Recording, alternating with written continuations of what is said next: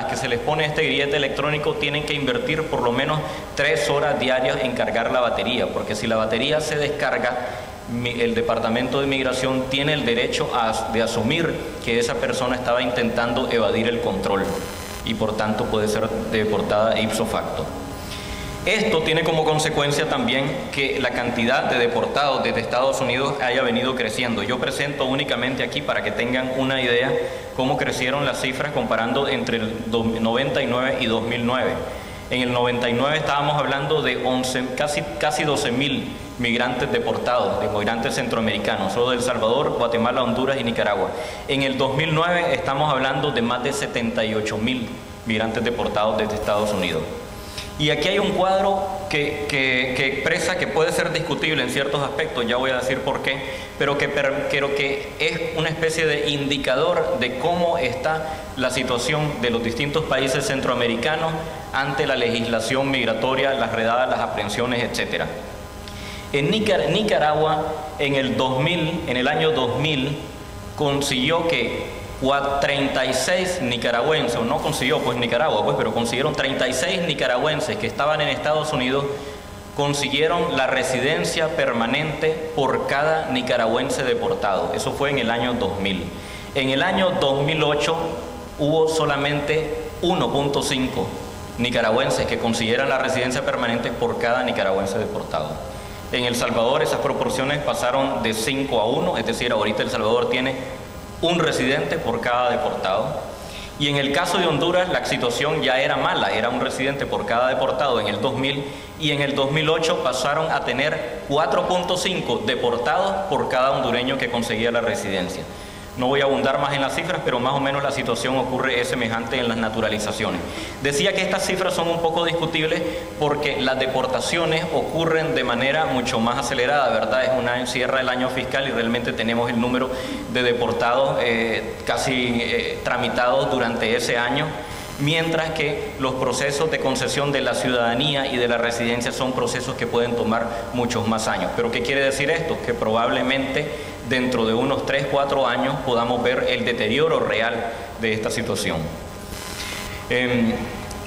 Uno de los grandes problemas referente a la aprehensión de migrantes y esta política de las redadas es que ha crecido enormemente la demanda nacional de detenciones. Aquí están en rojo, ¿verdad?, punteados las zonas candentes, digamos, donde se llevan a cabo la mayor parte de las aprehensiones.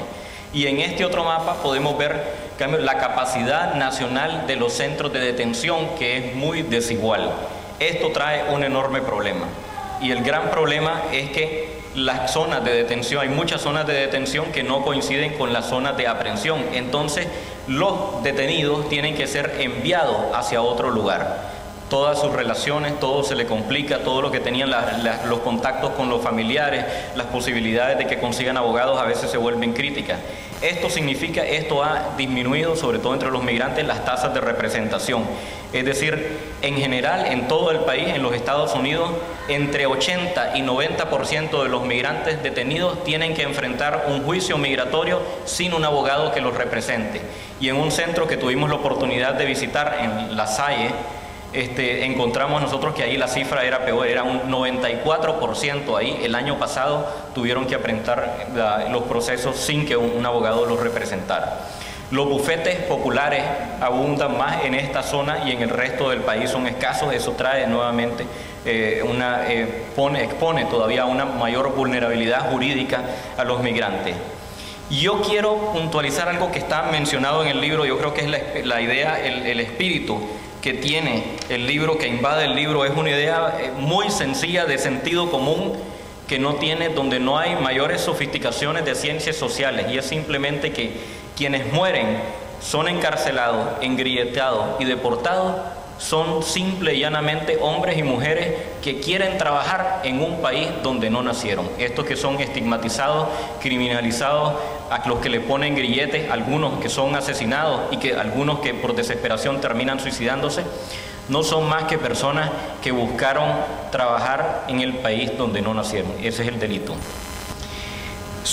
Expongo yo en la parte que me parece que es más original de este libro, personas que están ejerciendo un acto de desobediencia civil. Yo explico ahí más con más extensión por qué que digo yo que estas personas están emprendiendo un acto de desobediencia civil, y en parte porque, bueno, no acatan leyes injustas, que es, digamos, uno de los principios elementales de la desobediencia civil.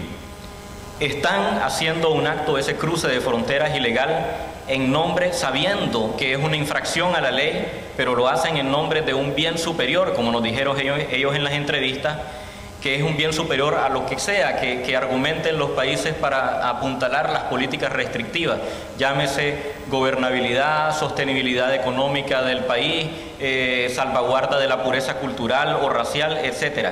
Los migrantes están haciendo esto en nombre de la vida, y indiscutiblemente es el bien superior.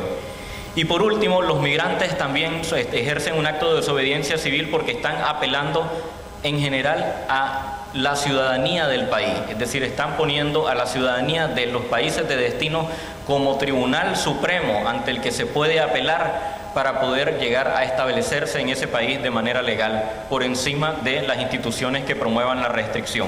Y una de las pruebas de eso es que tenemos aquí este mapa donde podemos encontrar que incluso en estados donde la restricción a las migraciones es enormemente fuerte, como en el caso de Arizona, donde se aprobó la ley que mencioné el año pasado, entre el 6.1 y el 7 y pico por ciento de la fuerza laboral la representan los migrantes indocumentados, no el conjunto de inmigrantes, sino los inmigrantes que no tienen documentos, que no han sido autorizados. Aquí tenemos un reconocimiento, digamos, del mercado laboral de las empresas en esa aceptación de los migrantes. Ahí tenemos pintado, digamos, los estados de mayor demanda son a la izquierda, empezando por la izquierda, Arizona, abajo Texas y arriba a la derecha Maryland. Son los de mayor demanda de fuerza, donde están más colocados, donde los migrantes indocumentados tienen mayor peso dentro de la fuerza laboral. Hay dos capítulos del libro que están dedicados a una síntesis de los flujos migratorios en Estados Unidos, que se ha convertido en el principal país de destino de los centroamericanos, de ahí que me ocupe tanto de la historia migratoria de Estados Unidos. Me ocupo de los flujos y también de las políticas. Hay algunas, no voy a exponer, ¿verdad? Eso sería demasiado pesado aquí, solo quiero darles una tal vez ayuda de lectura, unas ideas que son un poco conclusiones que yo derivo de ese recorrido histórico. Una es el hallazgo, que no es exclusivamente mío, sino de otros historiadores, de que las migraciones siguen unos patrones migratorios, no son caóticas. Es decir, se establecen entre países de origen y destino que tienen vínculos culturales, políticos e históricos. Como han señalado algunos estudiosos del tema, esto se trata, en el caso de los Estados Unidos, de la cosecha del imperio. Así se llama un libro famoso de un periodista e historiador puertorriqueño. O sea, la cosecha, lo que ocurrió es que muchos de nosotros, de los habitantes de nuestros países, dejaron de querer quedarse en el patio trasero y ahora quieren entrar en la casa. El otro tema también, la otra conclusión que se deriva de este recorrido histórico es el ciclos de los flujos. Es decir, los flujos no son, como ha dicho mucho la propaganda, unas invasiones incontenibles que crecen exponencialmente. Es decir, puede parecernos eso con una visión viendo las estadísticas en el corto plazo, pero un examen de largo plazo de lo que han ocurrido con los flujos migratorios a lo largo de la historia, no solo de los Estados Unidos, sino de otros países, de países sudamericanos también, que fueron enormemente receptores de migrantes, es que las migraciones tienen su principio, medio y fin. Es decir, no es un flujo incontenible, y que se pueden explicar por razones económicas de los países de origen y destino, y también por los lazos culturales y políticos e históricos, como mencioné anteriormente. Y otra conclusión muy importante que se ve en ese recorrido histórico es que la solución para las migraciones, la posibilidad de que los migrantes sean menos dañados, de que sus derechos humanos sean respetados, se centra en el reconocimiento de que las políticas migratorias tienen que ser un asunto bilateral o multilateral, pero no unilateral, ni de los países de origen. Nicaragua no puede invertirse en una política de retención verdaderamente efectiva solamente aplicada en Nicaragua, y además tampoco es posible. Y ni tampoco de los países de destino, es decir, tampoco Estados Unidos a modo propio no va a conseguir frenar las migraciones. Y lo último, una conclusión también que tiene que ver ya no con el recorrido histórico, sino con lo que se ve en la actualidad, es que si algo nos enseña la globalización, los movimientos y las dinámicas globalizadoras, tanto en su dinámica económica como política, y sobre todo en su producción, en su generación de instrumentos legales transnacionales, es que existe cada vez más fuerte una tensión entre la universalidad de los derechos humanos, que sí son derechos de todas personas, tenga o no la ciudadanía de un país, tenga o no papeles en ese país al que entró, y las políticas estatales que pueden ser restrictivas. Es decir, las políticas estatales restrictivas probablemente no van a desaparecer completamente. Los estados van a haber siempre movimientos dentro de los estados intentando frenar el flujo migratorio, pero esos intentos de promover políticas restrictivas, encarcelamientos, grilletes electrónicos, aprehensiones, etcétera, están enfrentando y van a seguir enfrentando cada día más los instrumentos legales transnacionales universales. Esa tensión se va a mantener y va a seguir operando en parte pues desde un polo en favor de los migrantes. Y quiero terminar finalmente mencionando hacia dónde entonces cabe apuntar para que exista desde nuestros países una solución ante para los derechos humanos de los migrantes, que es el tema principal de este libro y es lo que nos ocupa a nosotros también como Servicio Jesuita para Migrantes. Primero, tiene que haber un cabildeo fuerte ante el gobierno estadounidense, ante el gobierno mexicano como país de tránsito, etc.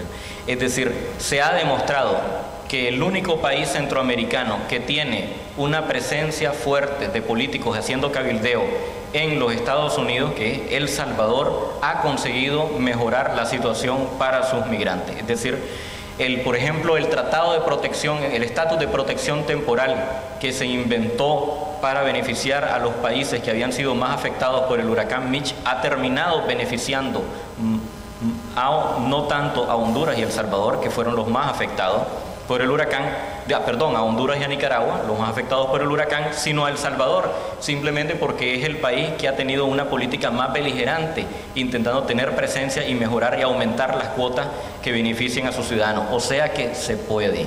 Si el gobierno se lo propone, sin una enorme cantidad de dinero, se pueden cambiar mucho las cosas. Segundo punto. La protección consular es un tema también en el que se tiene que invertir. Nuestros países son pobres y es muy difícil, pero es necesario tener representación legal y tener relaciones con los organismos de derechos humanos, sobre todo en México y Estados Unidos. Eso lo podemos lograr quizás no de manera aislada, sino como coalición de países centroamericanos. Es imposible que cada país centroamericano por sí mismo tenga un consulado en todos los lugares donde se necesitan, y sobre todo se necesitan donde ocurren más redadas y donde hay más centros de detención. No es posible, pero es posible que juntos los países centroamericanos, inventando consulados, aunque sea del CA4, podríamos tener una mayor cobertura sin incurrir en excesivamente mayores costos. Y finalmente se puede hacer esa mayor cobertura de trabajo, de servicio a los migrantes y de protección consular, estableciendo los consulados y otras entidades estatales nuestras alianzas con los bufetes jurídicos, los abogados pro bono, los activistas y las iglesias, que tienen un rol muy activo en los Estados Unidos en la protección de los derechos humanos de los migrantes. Y de nuevo, eso sería una forma de hacerlo a bajo costo. Es decir, no hay excusas, por lo menos financieras, para que no se emprendan ya medidas que garanticen que más migrantes, más de nuestros connacionales que decidieron buscar vida en otro país, no puedan hacerlo en mejores condiciones sin tener que ver atentada su vida, sus derechos, etc. Y muchas gracias, esto es lo que quería compartir con ustedes.